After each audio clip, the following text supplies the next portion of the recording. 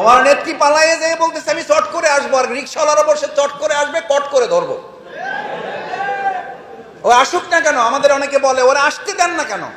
আমরা তো চাই ও আসুক। ওর প্রতি সবচেয়ে বড় দয়া হয়েছে যে ওকে পালানোর সুযোগ দেওয়া হয়েছে। তারা চাঁদাবাজি করে মানুষকে কষ্ট দিয়েছে, আমরা মানুষের কাছে অর্থনৈতিক সমৃদ্ধির বার্তা পৌঁছে দেব। আমরা ব্যাংক তৈরি করেছি, তারা ব্যাংক ধ্বংস করেছে। এখন তাদের কোন অনুসারী ব্যাংক নিয়ে ষড়যন্ত্র করছে। মনে রাখতে হবে, শহীদের রক্তে ভেজা অর্থনীতি নিয়ে সিনেমিনি খেলতে দেওয়া হবে না। এত সহজ নয়। আমাদের নেতৃবৃন্দ হাসতে হাসতে ফাঁসির মঞ্চে গিয়েছেন, আর আপনারা মনে করেছেন আমাদের শহীদের তৈরি করা ব্যাংক, আমাদের শহীদদের তৈরি করা হাসপাতাল, আমাদের শহীদদের তৈরি করা প্রতিষ্ঠান নিয়ে আপনারা যে যার মতো যা ইচ্ছা তাই করবেন, আর বাংলাদেশ জামাত ইসলামীর কর্মীরা ঠান্ডা মাথায় বসে থাকবে, এটা ভাববেন না, এটা বোকা। অত সহজ নয়। আমরা এখনো বিভিন্ন কথা শুনতে পাই, বহু কথাই আমাদের কানে আসে।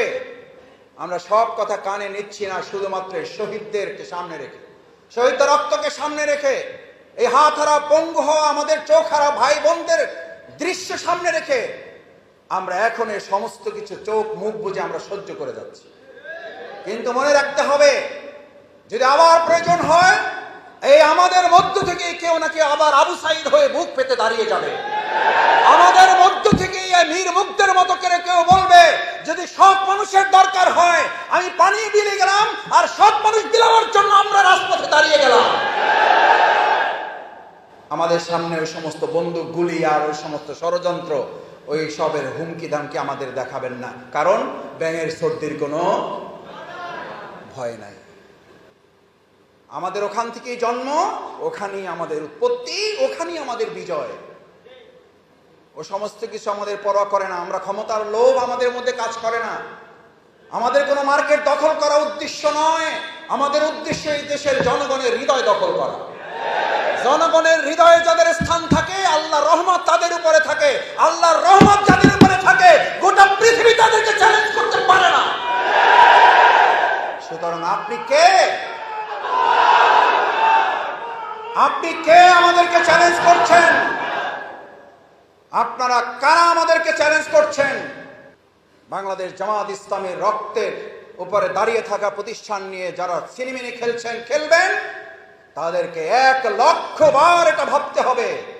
সেই জন্য বাংলাদেশ জামাত ইসলামী সুশৃঙ্খল থাকবে। বাংলাদেশ জামাত ইসলামী নিয়মতান্ত্রিক গণতান্ত্রিক প্রক্রিয়ায় তার কাজ চালিয়ে যাবে। কিন্তু অন্যায়ের বিরুদ্ধে প্রতিবাদ করতে গিয়ে আমাদের সামনে পাহাড় আসলে পাহাড়কে টলিয়ে দেওয়া হবে। আমাদের সামনে মহাসমুদ্রের প্লাবন আসলে আমরা প্লাবনকে থামিয়ে দেবো, আল্লাহর উপর ভরসা করে। সেটার জন্য নিজেদের মধ্যে নৈতিক